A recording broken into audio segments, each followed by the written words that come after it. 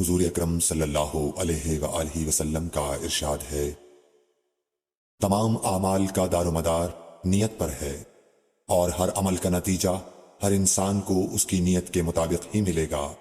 پس جس کی ہجرت دولت دنیا حاصل کرنے کے لیے ہو یا کسی عورت سے شادی کی غرض سے ہو، پس اس کی ہجرت انہی چیزوں کے لیے ہوگی جن کے حاصل کرنے کی نیت سے اس نے ہجرت کی۔ صحیح بخاری حدیث نمبر 1۔ حضور اکرم صلی اللہ علیہ وآلہ وسلم نے فرمایا کہ وحی نازل ہوتے وقت کبھی مجھ کو گھنٹی کی سی آواز محسوس ہوتی ہے، اور وحی کی یہ کیفیت مجھ پر بہت شاق گزرتی ہے۔ جب یہ کیفیت ختم ہوتی ہے تو میرے دل و دماغ پر اس فرشتے کے ذریعے نازل شدہ وحی محفوظ ہو جاتی ہے، اور کسی وقت ایسا ہوتا ہے کہ فرشتہ بشکل انسان میرے پاس آتا ہے اور مجھ سے کلام کرتا ہے، بس میں اس کا کہا ہوا یاد رکھ لیتا ہوں۔ صحیح بخاری حدیث نمبر 2۔ حضرت صلی اللہ علیہ وآلہ وسلم پر وحی کا ابتدائی دور اچھے سچے پاکیزہ خوابوں سے شروع ہوا۔ آپ خواب میں جو کچھ دیکھتے وہ صبح کی روشنی کی طرح صحیح اور سچا ثابت ہوتا۔ پھر من جانب قدرت آپ تنہائی پسند ہو گئے، اور آپ نے غار حرا میں خلوت نشینی اختیار فرمائی، اور کئی دن اور رات وہاں مسلسل عبادت اور یاد الہی و ذکر میں مشغول رہنے لگے۔ جب تک گھر آنے کو دل نہ چاہتا توشہ ہمراہ لیے ہوئے وہاں رہتے۔ توشہ ختم ہونے پر ہی اہلیہ محترمہ حضرت خدیجہ رضی اللہ تعالی عنہا کے پاس تشریف لاتے، اور کچھ توشہ ہمراہ لے کر پھر وہاں جا کر خلوت گزین ہو جاتے۔ یہی طریقہ جاری رہا یہاں تک کہ آپ پر حق منکشف ہو گیا، اور آپ غار حرا ہی میں قیام پذیر تھے کہ اچانک حضرت جبرائیل علیہ السلام آپ کے پاس حاضر ہوئے اور کہنے لگے کہ اے محمد پڑھو۔ آپ فرماتے ہیں کہ میں نے کہا کہ میں پڑھنا نہیں جانتا۔ آپ صلی اللہ علیہ وسلم فرماتے ہیں کہ فرشتے نے مجھے پکڑ کر اتنے زور سے بھینچا کہ میری طاقت جواب دے گئی، پھر مجھے چھوڑ کر کہا پڑھو۔ میں نے پھر وہی جواب دیا کہ میں پڑھا ہوا نہیں ہوں۔ اس فرشتے نے مجھ کو نہایت ہی زور سے بھینچا کہ مجھ کو سخت تکلیف محسوس ہوئی، پھر اس نے کہا کہ پڑھ۔ میں نے کہا میں پڑھا ہوا نہیں ہوں۔ فرشتے نے تیسری بار مجھ کو پکڑا اور تیسری مرتبہ پھر مجھ کو بھینچا، پھر مجھے چھوڑ دیا اور کہنے لگا کہ پڑھو اپنے رب کے نام کی مدد سے جس نے پیدا کیا اور انسان کو خون کی پھٹکی سے بنایا۔ پڑھو اور آپ کا رب بہت ہی مہربانیاں کرنے والا ہے۔ بس یہی آیتیں آپ حضرت جبرائیل علیہ السلام سے سن کر اس حال میں غار حرا سے واپس ہوئے کہ آپ کا دل اس انوکھے واقعے سے کانپ رہا تھا۔ آپ حضرت خدیجہ کے ہاں تشریف لائے اور فرمایا کہ مجھے کمبل اوڑھا دو، مجھے کمبل اوڑھا دو۔ لوگوں نے آپ کو کمبل اوڑھا دیا۔ جب آپ کا ڈر جاتا رہا تو آپ نے اپنی زوجہ محترمہ حضرت خدیجہ رضی اللہ تعالی عنہا کو تفصیل کے ساتھ یہ واقعہ سنایا، اور فرمانے لگے کہ مجھ کو اب اپنی جان کا خوف ہو گیا ہے۔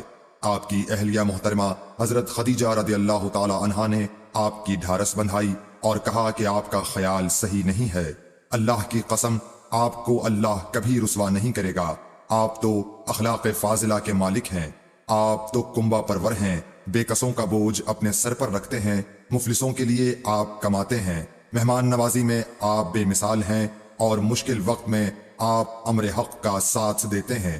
ایسے اوصاف حسنہ والا انسان یوں بے وقت ذلت و خواری کی موت نہیں پا سکتا۔ پھر مزید تسلی کے لیے حضرت خدیجہ رضی اللہ تعالی عنہا آپ کو ورقہ بن نوفل کے پاس لے گئیں، جو ان کے چچا زاد بھائی تھے اور زمانہ جاہلیت میں نصرانی مذہب اختیار کر چکے تھے اور عبرانی زبان کے کاتب تھے۔ چنانچہ انجیل کو بھی حسب منشائے خداوندی عبرانی زبان میں لکھا کرتے تھے۔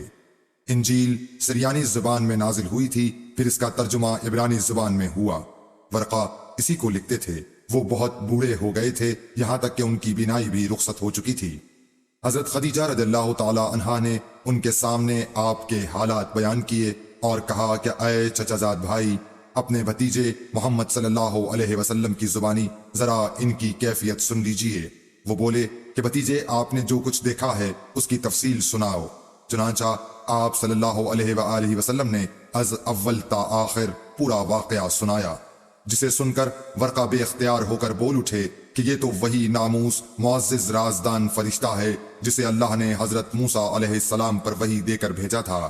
کاش میں آپ کے اس عہد نبوت کے شروع ہونے پر جواں عمر ہوتا، کاش میں اس وقت تک زندہ رہتا جبکہ آپ کی قوم آپ کو اس شہر سے نکال دے گی۔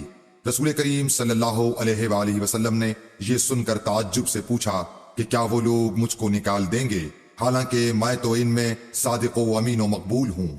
ورقہ بولا، ہاں یہ سب کچھ سچ ہے، مگر جو شخص بھی آپ کی طرح امر حق لے کر آیا لوگ اس کے دشمن ہی ہو گئے ہیں۔ اگر مجھے آپ کی نبوت کا وہ زمانہ مل جائے تو میں آپ کی پوری مدد کروں گا۔ مگر ورقہ کچھ دنوں کے بعد انتقال کر گئے، پھر کچھ عرصے تک وحی کی آمد موقوف رہی۔ صحیح بخاری حدیث نمبر 3۔ حضور اکرم صلی اللہ علیہ وآلہ وسلم نے وحی کے رک جانے کے زمانے کے حالات بیان فرماتے ہوئے کہا کہ ایک روز میں چلا جا رہا تھا کہ اچانک میں نے آسمان کی طرف ایک آواز سنی اور میں نے اپنا سر آسمان کی طرف اٹھایا، کیا دیکھتا ہوں کہ وہی فرشتہ جو میرے پاس غار حرا میں آیا تھا وہ آسمان و زمین کے بیچ میں ایک کرسی پر بیٹھا ہوا ہے۔ میں اس سے ڈر گیا اور گھر آنے پر میں نے پھر کمبل اوڑھنے کی خواہش ظاہر کی۔ اس وقت اللہ پاک کی طرف سے یہ آیات نازل ہوئیں، اے لحاف اوڑھ کر لیٹنے والے، اٹھ کھڑا ہو اور لوگوں کو عذاب الہی سے ڈرا اور اپنے رب کی بڑائی بیان کر اور اپنے کپڑوں کو پاک صاف رکھ اور گندگی سے دور رہ۔ اس کے بعد وہی تیزی کے ساتھ پے در پے آنے لگی۔ صحیح بخاری حدیث نمبر 4۔ رسول اللہ صلی اللہ علیہ وآلہ وسلم نزول قرآن کے وقت بہت سختی محسوس فرمایا کرتے تھے، اور اس کی علامتوں میں سے ایک یہ تھی کہ یاد کرنے کے لیے آپ اپنے ہونٹوں کو ہلاتے تھے۔ ابن عباس رضی اللہ تعالیٰ عنہ نے کہا، میں اپنے ہونٹوں کو ہلاتا ہوں جس طرح آپ ہلاتے تھے۔ سعید کہتے ہیں، میں بھی اپنے ہونٹ ہلاتا ہوں جس طرح ابن عباس رضی اللہ تعالیٰ عنہ کو میں نے ہلاتے دیکھا۔ پھر انہوں نے اپنے ہونٹ ہلائے۔ ابن عباس رضی اللہ تعالیٰ عنہ نے کہا، پھر یہ آیت اتری کہ اے محمد، قرآن کو جلد جلد یاد کرنے کے لیے اپنی زبان نہ ہلاؤ، اس کا جمع کر دینا اور پڑھا دینا ہمارا ذمہ ہے۔ حضرت ابن عباس رضی اللہ تعالیٰ عنہ کہتے ہیں، یعنی قرآن آپ صلی اللہ علیہ وآلہ وسلم کے دل میں جمع دینا اور پڑھا دینا ہمارے ذمہ ہے۔ پھر جب ہم پڑھ چکے تو اس پڑھے ہوئے کی اتباع کرو۔ ابن عباس رضی اللہ تعالیٰ عنہ فرماتے ہیں، اس کا مطلب یہ ہے آپ اس کو خاموشی کے ساتھ سنتے رہو، اس کے بعد مطلب سمجھا دینا ہمارے ذمہ ہے۔ پھر یقیناً یہ ہماری ذمہ داری ہے کہ آپ اس کو پڑھو، یعنی اس کو محفوظ کر سکو۔ چنانچہ اس کے بعد جب آپ کے پاس حضرت جبرائیل علیہ السلام وحی لے کر آتے تو آپ توجہ سے سنتے، جب وہ چلے جاتے تو رسول اللہ صلی اللہ علیہ وسلم اس وحی کو اس طرح پڑھتے جس طرح حضرت جبرائیل علیہ السلام نے اسے پڑھا تھا۔ صحیح بخاری حدیث نمبر 5۔ رسول اللہ صلی اللہ علیہ وآلہ وسلم سب لوگوں سے زیادہ جواد سخی تھے، اور رمضان میں دوسرے اوقات کے مقابلے میں جب جبرائیل علیہ السلام آپ صلی اللہ علیہ وآلہ وسلم سے ملتے بہت ہی زیادہ جود و کرم فرماتے۔ جبرائیل علیہ السلام رمضان کی ہر رات میں آپ صلی اللہ علیہ وآلہ وسلم سے ملاقات کرتے اور آپ کے ساتھ قرآن کا دورہ کرتے۔ غرض حضرت صلی اللہ علیہ وآلہ وسلم لوگوں کو بھلائی پہنچانے میں بارش لانے والی ہوا سے بھی زیادہ جود و کرم فرمایا کرتے تھے۔ صحیح بخاری حدیث نمبر 6۔ ہرقل شاہ روم نے قریش کے قافلے میں ایک آدمی بلانے کو بھیجا، اور اس وقت یہ لوگ تجارت کے لیے ملک شام گئے ہوئے تھے، اور یہ وہ زمانہ تھا جب رسول اللہ صلی اللہ علیہ وسلم نے قریش اور ابو سفیان سے ایک وقتی عہد کیا ہوا تھا۔ جب ابو سفیان اور دوسرے لوگ ہرقل کے پاس ایلیا پہنچے جہاں ہرقل نے دربار طلب کیا تھا، اس کے گرد روم کے بڑے بڑے لوگ، علماء، وزراء و امراء بیٹھے ہوئے تھے۔ ہرقل نے ان کو اور اپنے ترجمان کو بلوایا، پھر ان سے پوچھا کہ تم میں سے کون شخص مدعی رسالت کا زیادہ قریبی عزیز ہے؟ ابو سفیان کہتے ہیں کہ میں بول اٹھا کہ میں اس کا سب سے زیادہ قریبی رشتہ دار ہوں۔ یہ سن کر ہرقل نے حکم دیا کہ اس ابو سفیان کو میرے قریب لا کر بٹھاؤ اور اس کے ساتھیوں کو اس کی پیٹھ کے پیچھے بٹھا دو۔ پھر اپنے ترجمان سے کہا کہ ان لوگوں سے کہہ دو کہ میں ابو سفیان سے اس شخص یعنی محمد صلی اللہ علیہ وسلم کے حالات پوچھتا ہوں، اگر یہ مجھ سے کسی بات میں جھوٹ بول دے تو تم اس کا جھوٹ ظاہر کر دینا۔ ابو سفیان کا قول ہے کہ خدا کی قسم اگر مجھے یہ غیرت نہ آتی کہ یہ لوگ مجھ کو جھٹلائیں گے تو میں آپ صلی اللہ علیہ وسلم کی نسبت ضرور غلط گوئی سے کام لیتا۔ خیر، پہلی بات جو ہرقل نے مجھ سے پوچھی وہ یہ کہ اس شخص کا خاندان تم لوگوں میں کیسا ہے۔ میں نے کہا وہ تو بڑے اونچے عالی نسب والے ہیں۔ کہنے لگا اس سے پہلے بھی کسی نے تم لوگوں میں ایسی بات کہی تھی؟ میں نے کہا نہیں۔ کہنے لگا اچھا اس کے بڑوں میں کوئی بادشاہ ہوا ہے؟ میں نے کہا نہیں۔ پھر اس نے کہا بڑے لوگوں نے اس کی پیروی اختیار کی ہے یا کمزوروں نے؟ میں نے کہا نہیں، کمزوروں نے۔ پھر کہنے لگا اس کے تابعدار روز بڑھتے جاتے ہیں یا کوئی ساتھی پھر بھی جاتا ہے؟ میں نے کہا نہیں۔ کہنے لگا کیا اپنے اس دعوی نبوت سے پہلے کبھی کسی بھی موقع پر اس نے جھوٹ بولا ہے؟ میں نے کہا نہیں، اور اب ہماری اس سے صلح کی ایک مقررہ مدت ٹھہری ہوئی ہے، معلوم نہیں وہ اس میں کیا کرنے والا ہے۔ ابو سفیان کہتے ہیں میں اس بات کے سوا اور کوئی جھوٹ اس گفتگو میں شامل نہ کر سکا۔ ہرقل نے کہا کیا تمہاری اس سے کبھی لڑائی بھی ہوئی ہے؟ ہم نے کہا کہ ہاں۔ بولا پھر تمہاری اور اس کی جنگ کا کیا حال ہوتا ہے؟ میں نے کہا لڑائی ڈول کی طرح ہے، کبھی وہ ہم سے میدان جنگ جیت لیتے ہیں اور کبھی ہم ان سے جیت لیتے ہیں۔ ہرقل نے پوچھا وہ تمہیں کس بات کا حکم دیتا ہے؟ میں نے کہا وہ کہتا ہے کہ صرف ایک اللہ ہی کی عبادت کرو، اس کا کسی کو شریک نہ بناؤ، اور اپنے باپ دادا کی شرک کی باتیں چھوڑ دو، اور ہمیں نماز پڑھنے، سچ بولنے، پرہیزگاری اور صلہ رحمی کا حکم دیتا ہے۔ یہ سب سن کر پھر ہرقل نے اپنے ترجمان سے کہا کہ ابو سفیان سے کہہ دے کہ میں نے تم سے اس کا نسب پوچھا تو تم نے کہا کہ وہ ہم سے عالی نسب ہے، اور پیغمبر اپنی قوم میں عالی نسب ہی بھیجے جایا کرتے ہیں۔ میں نے تم سے پوچھا کہ دعوی نبوت کی یہ بات تمہارے اندر اس سے پہلے کسی اور نے بھی کہی تھی تو تم نے جواب دیا کہ نہیں۔ تب میں نے اپنے دل میں کہا کہ اگر یہ بات اس سے پہلے کسی اور نے کہی ہوتی تو میں سمجھتا کہ اس شخص نے بھی اسی بات کی تقلید کی ہے جو پہلے کہی جا چکی ہے۔ میں نے تم سے پوچھا کہ اس کے بڑوں میں کوئی بادشاہ بھی گزرا ہے تو تم نے کہا کہ نہیں۔ تو میں نے دل میں کہا کہ ان کے بزرگوں میں سے کوئی بادشاہ ہوا ہوگا تو کہہ دوں گا کہ وہ شخص اس بہانے اپنے آباء و اجداد کی بادشاہت اور ان کا ملک دوبارہ حاصل کرنا چاہتا ہے۔ اور میں نے تم سے پوچھا کہ اس بات کے کہنے یعنی پیغمبری کا دعویٰ کرنے سے پہلے تم نے کبھی اس کو دروغ گوئی کا الزام لگایا ہے؟ تم نے کہا کہ نہیں۔ تو میں نے سمجھ لیا کہ جو شخص آدمیوں کے ساتھ دروغ گوئی سے بچے وہ اللہ کے بارے میں کیسے جھوٹی بات کہہ سکتا ہے۔ اور میں نے تم سے پوچھا کہ بڑے لوگ اس کے پیرو ہوتے ہیں یا کمزور آدمی؟ تم نے کہا کمزوروں نے اس کی اتباع کی ہے، تو دراصل یہی لوگ پیغمبروں کے متبعین ہوتے ہیں۔ اور میں نے تم سے پوچھا کہ اس کے ساتھی بڑھ رہے ہیں یا کم ہو رہے ہیں؟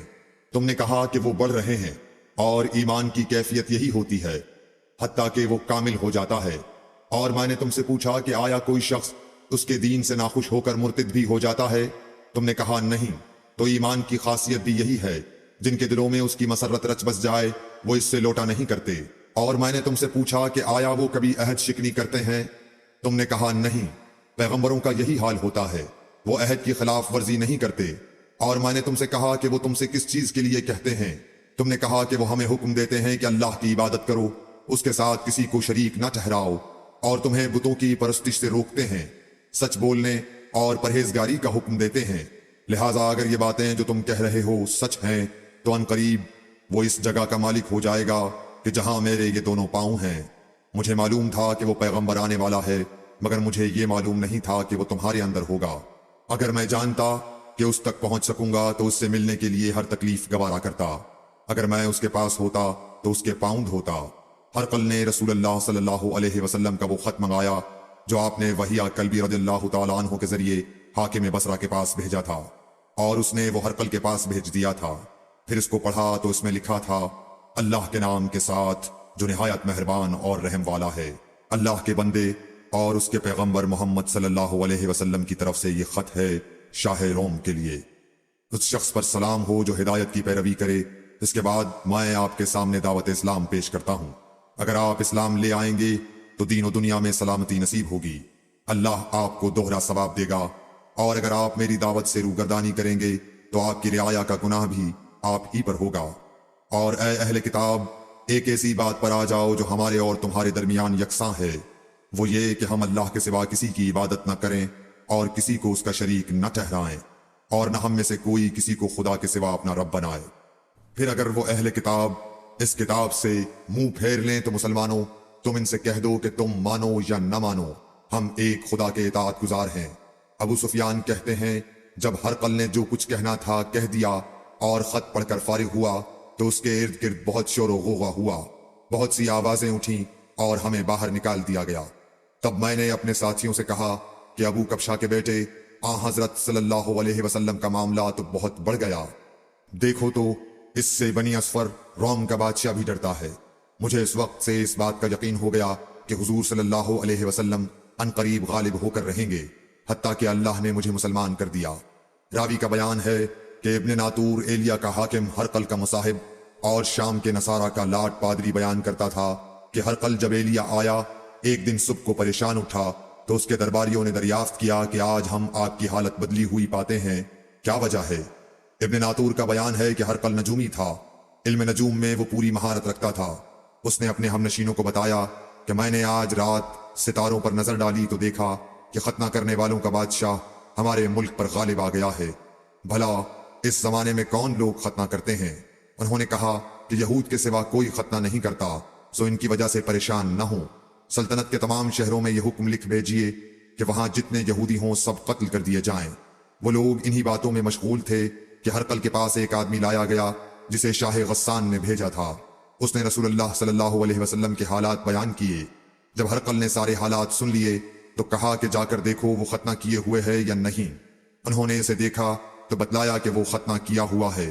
ہرقل نے جب اس شخص سے عرب کے بارے میں پوچھا تو اس نے بتلایا کہ وہ ختنہ کرتے ہیں۔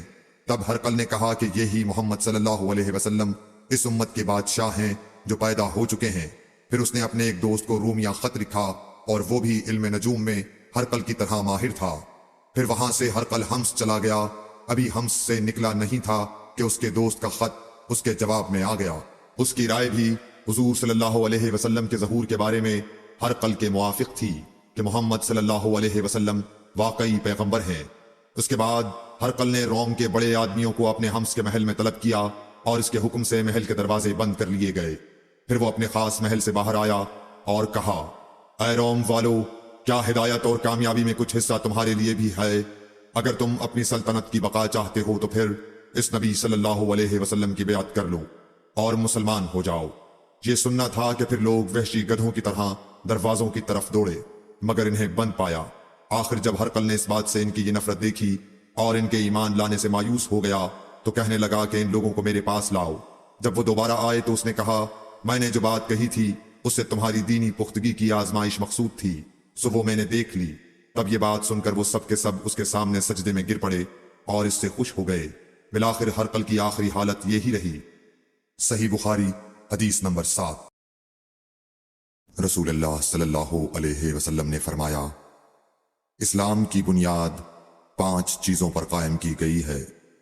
اول گواہی دینا کہ اللہ کے سوا کوئی معبود نہیں اور بے شک حضرت محمد صلی اللہ علیہ وسلم اللہ کے سچے رسول ہیں، اور نماز قائم کرنا اور زکوٰۃ ادا کرنا اور حج کرنا اور رمضان کے روزے رکھنا۔ صحیح بخاری حدیث نمبر 8۔ نبی کریم صلی اللہ علیہ وآلہ وسلم نے فرمایا کہ ایمان کی 60 سے کچھ اوپر شاخیں ہیں، اور حیا شرم بھی ایمان کی ایک شاخ ہے۔ صحیح بخاری حدیث نمبر 9۔ حضرت محمد مصطفیٰ صلی اللہ علیہ وآلہ وسلم نے فرمایا، مسلمان وہ ہے جس کی زبان اور ہاتھ سے مسلمان بچے رہیں، اور مہاجر وہ ہے جو ان کاموں کو چھوڑ دے جن سے اللہ نے منع فرمایا۔ صحیح بخاری حدیث نمبر 10۔